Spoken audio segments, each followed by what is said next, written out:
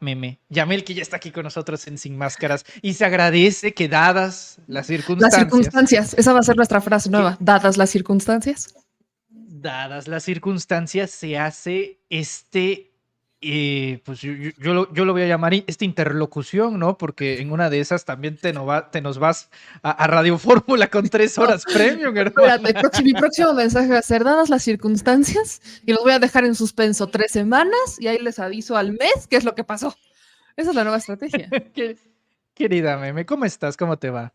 Muy bien, y tú, Manuelito, qué gusto verte. Un abrazo a ti, a toda tu audiencia fiel a tu espacio a esta hora todos los días. Sí, muchas gracias. De hecho, a más de uno se le va a hacer extraño verte a esta hora, pero como siempre, como siempre Aunque no lo estamos muy crean, no soy un pendientes. vampiro, sí salgo de día. Si hay vida más allá de la Y hay noche, vida más allá de la noche, claro, por supuesto que sí. está bien. Querida meme, ¿es ético dejar en suspenso a medio país con tintes de censura en cadena nacional, como lo hizo Achuchena? Ético no. Si hablamos de ética, no considero que sea ético porque tienes una responsabilidad con una audiencia, ¿no? Tienes a una audiencia que quieras o no te sigue, que confía en ti.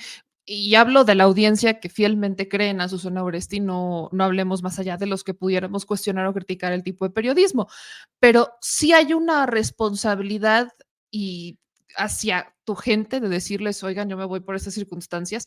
Y creo que yo, más allá de verlo como algo falto de ética, es una mera estrategia de marketing. Así lo veo yo.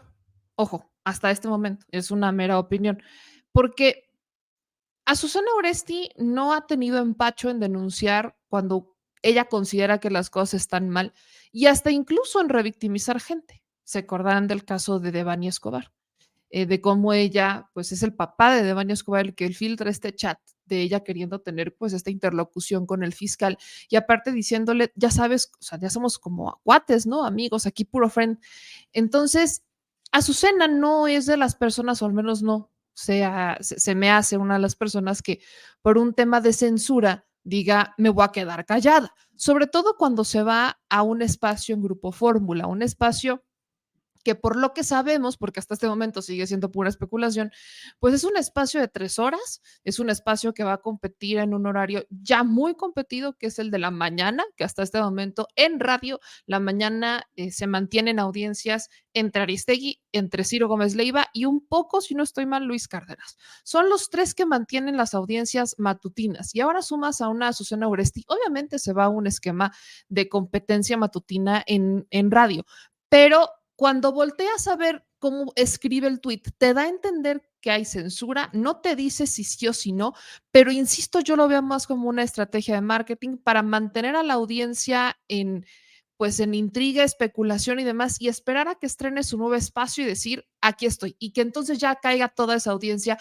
a su espacio de radio y jalar a todos esos números a un horario ya competido. No sería la primera vez en el medio, no solamente en el tema informativo, sino en el medio que se hay este tipo de estrategias bastante polémicas. Una muy sonada para aquellos que son súper tiktokeros o que gustan de ese tipo de contenidos fue esta estrategia de Juan de Dios Pantoja con su esposa, Kimberly Loaiza, que se inventaron una infidelidad y un divorcio. O sea, se inventaron todo un show, por eso les digo que no sea la primera vez. Se inventaron una infidelidad y un divorcio para jalar toda esa audiencia al estreno de un nuevo disco, de un nuevo sencillo.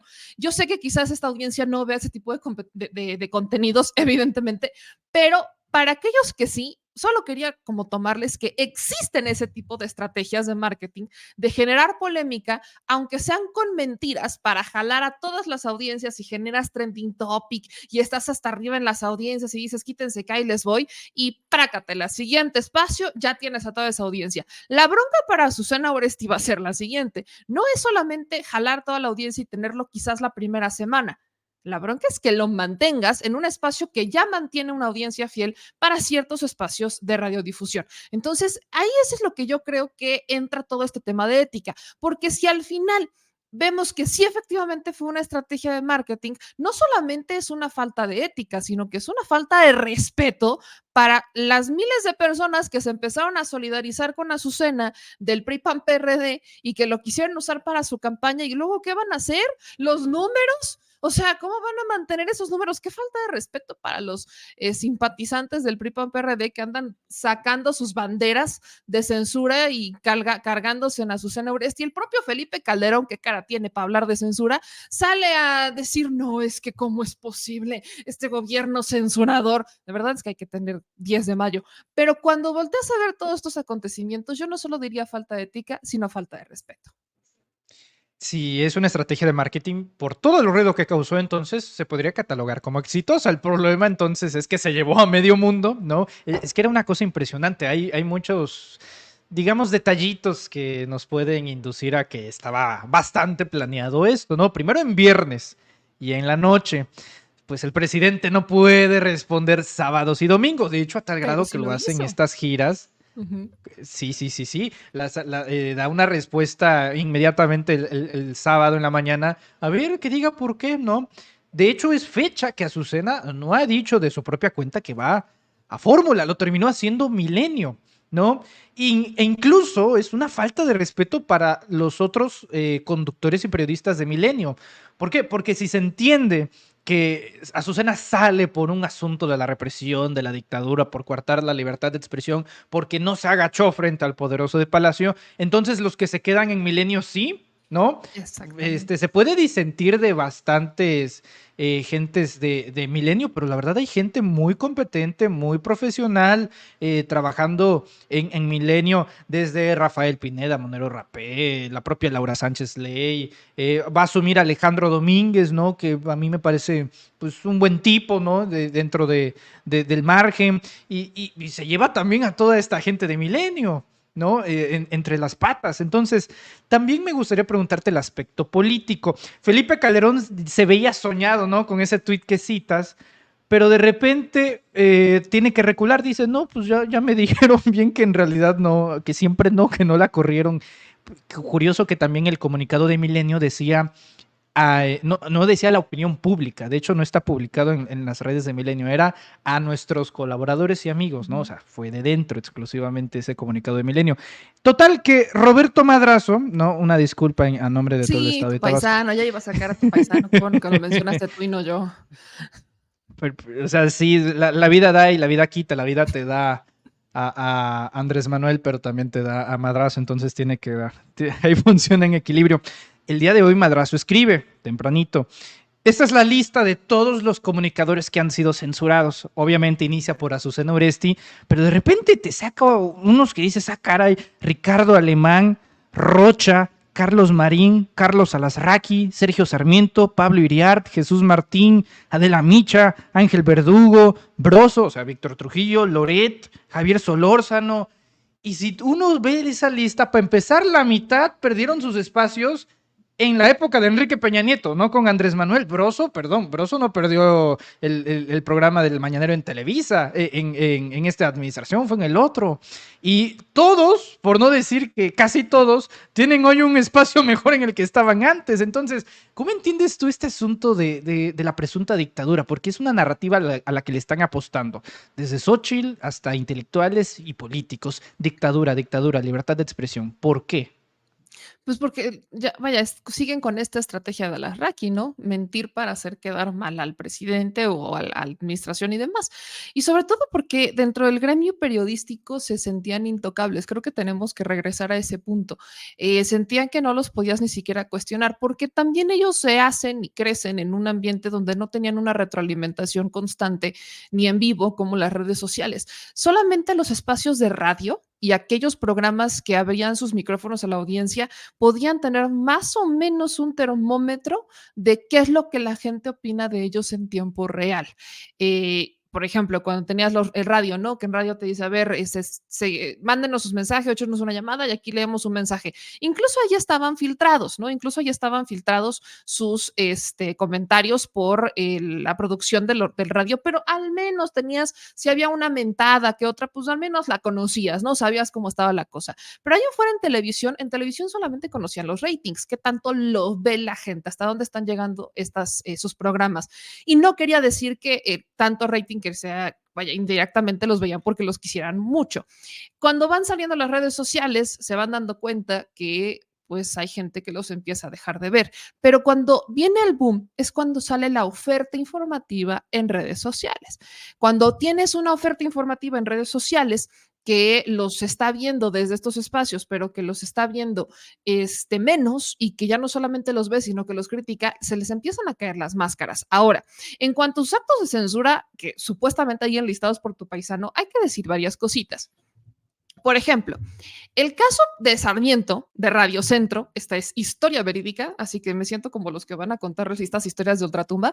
Historia verídica. Sergio Sarmiento salió de Grupo Radio Centro por un tema de recorte previo al lanzamiento de la octava, porque el señor ganaba, miren, hijos, casi 1 millón ganaba Sarmiento en Radio Centro. Cuando empiezan a hacer la transición hacia la octava, pues necesitaban redistribuir los recursos para crear la octava, el canal de televisión. Y ahí Sarmiento, pues evidentemente no quiso su ajuste, pues no se quiso aplacar al ajuste y dijo, esta es historia verídica, no nos la cuentan, no nos la cuentan. Esta es historia verídica y tengo al precursor, a uno de los que estuvo en esas tejes y manejes junto a mí. Así que sí, podemos decirlo. El caso de Broso también se las puedo contar de historia verídica súper cierta, porque Broso y yo trabajamos en la misma cadena un par de meses, que fue Acústica, Televisión y Radio. Ahí Broso. Sí, cierto. Y de hecho tengo que decir a principios que Broso, de año. Sí, 2019. Todo 2019, de hecho, compartimos en la misma estación. Hasta que, de hecho, Broso, no es cierto, fue 2018, me corrijo, fue 2018 cuando trabajamos en el mismo espacio, todo 2018, y él ya sale para 2019. Pero si hacemos un pequeño paréntesis en la historia de Broso, siempre ha tenido broncas. Si no era con Televisa, era con Azteca. Siempre ha tenido broncas, Broso, toda la vida su programa ha tenido broncas. El que a mí me consta es el de Acústica. Broso cobraba 600, casi 700,000 pesos al mes, casi 700,000 pesos al mes. Ya no era redituable, y eso estoy hablando para Acústica, Televisión y Radio. Ya, o sea, obviamente con el recorte que reciben muchos de estos medios de comunicación, que ya no les daban los miles de millones que les daba el gobierno federal antes, tuvieron que hacer sus propios ajustes.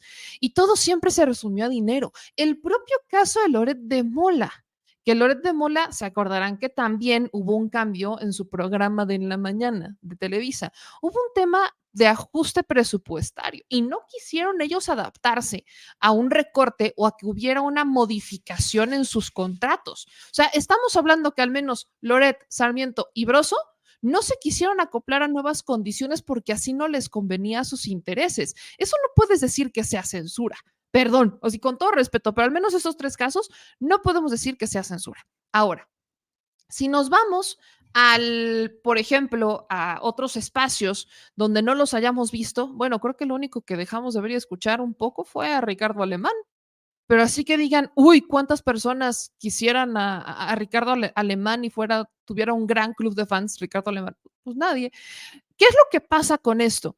Cuando hay cambios presupuestales, cuando ellos ya todo se resume a centavos y pesos, lo único que tienes que voltear a ver es si eso lo puedes contemplar como una censura, porque yo lo sigo viendo y yo lo sigo escuchando. El propio caso de Azucena Oresti se va de un espacio a otro espacio. ¿Quieren hablar de censura? Hablemos de Gutiérrez Vivó. ¿Quieren hablar de censura? Hablemos incluso del caso de Carmen Aristegui.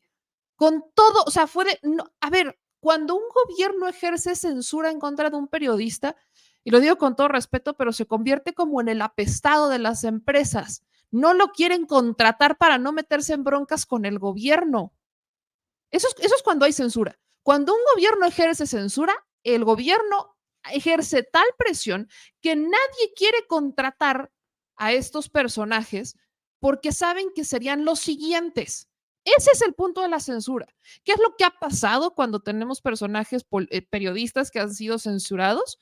Pues simplemente se van a otros espacios o se van del país. Se terminan yendo de México y desde el extranjero denuncian censura. Como Olga Warnat. Como la propia, háblenme de censura Olga Warnat. Ella no pudo publicar un libro en la administración de Calderón fue amenazado, incluso su vida estuvo en peligro y es hasta la administración de Andrés Manuel que puede publicar el libro. O sea, cuando quieren hablar de censura, claro que hay ejemplos de censura en el país, pero no se han dado en esta administración. Tal es el que lo seguimos viendo y lo seguimos escuchando. Todo se resume a pesos y centavos. Querida Meme, como siempre, yo te agradezco mucho tu tiempo, presencia y análisis para hablar de estos temas. La verdad, pesa bastante que lo digas tú, porque entre otras cosas, tú lo sabes, te consideramos una referente, una de las que empezó a pavimentar los caminos, que ahora muchos caminan. Tal vez para cerrar, preguntarte qué crees que es lo que vaya a pasar con nosotros, ¿no? Con el gremio. ¿No? ¿Qué va a pasar en Me esta gusta escuchar. transición?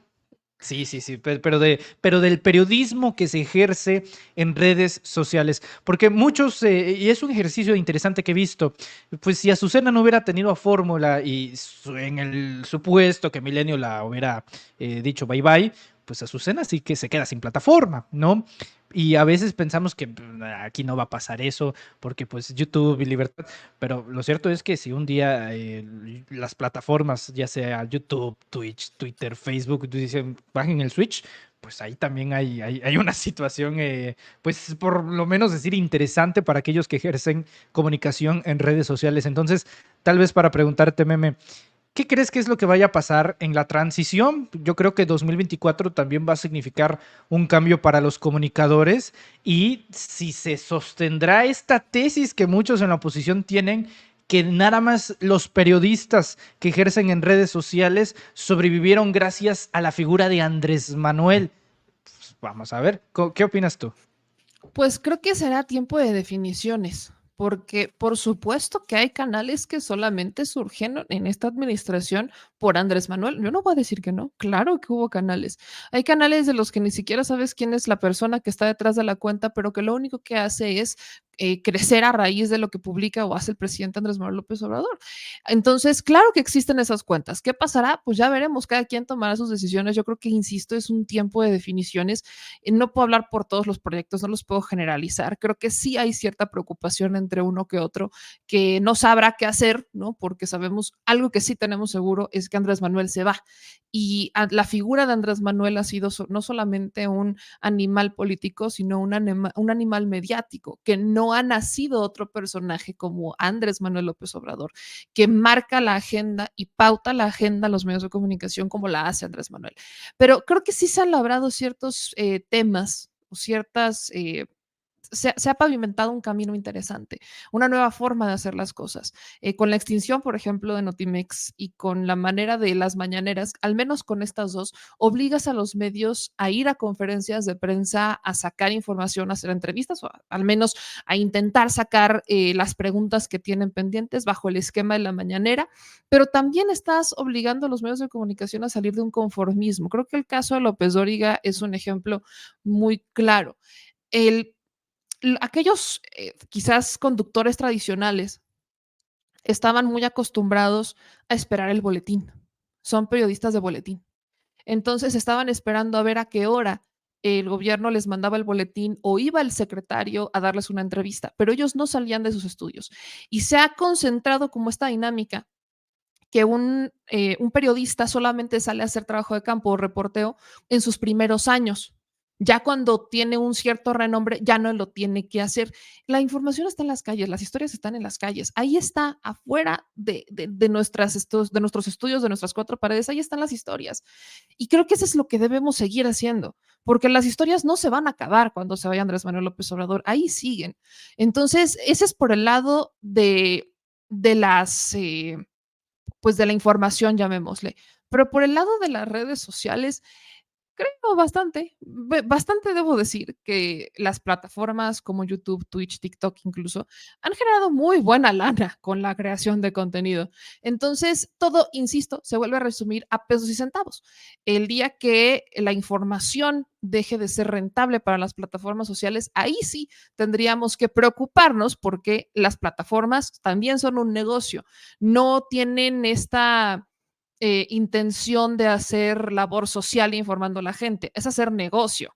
Entonces, mientras la gente participe, mientras la gente se involucre, pues obviamente nosotros seguiremos vigentes, pero también depende de nosotros un efecto espejo. Tanto nosotros tenemos que hacer nuestra parte con la gente a quienes le somos fieles, es nuestra lealtad tiene que estar con las audiencias, mientras que las audiencias pues tienen que seguir informándose y buscando estos contenidos. Nosotros tenemos que ir creciendo a la par. Eso es lo que podría decir del futuro, sin obviamente sacar una bolita de cristal, porque pues uno se puede equivocar. Pero se agradece bastante, muchísimo. Querida Meme, gracias como siempre, que ya hace un buen rato que no platicábamos y qué gusto hacerlo aquí contigo en este espacio. Ojalá pronto también sea dentro de más al rato ya en la nochecita. Ya sabes que las ojeras nunca son de a gratis, pero siempre se agradece bastante. Querida Meme, muchas gracias. Te pido por favor que nos apoyes compartiéndonos tus redes sociales y para estar al tanto de lo que muchos ya conocemos y estamos habituados ahí, por ahí, al filo de las 9 de la noche. ¿En dónde te podemos encontrar, Meme? Muchas gracias. Pues muchísimas gracias por la invitación y ya saben que me encuentran en Meme Yamel, noticias con Meme Yamel en YouTube y arroba Meme Yamel CA, pues básicamente en todas las redes sociales y gracias a toda la audiencia que nos manda mensajes y aquí los voy leyendo, pero pues también gracias a todos los espacios informativos como el tuyo, Manuelito, por seguir haciendo esta gran labor que es informar. Meme, un fuerte abrazo. Nos estaremos viendo pronto. Ojalá que muy pronto. Cuídate mucho y estamos en contacto. Cuídate mucho, un abrazo. Es la gran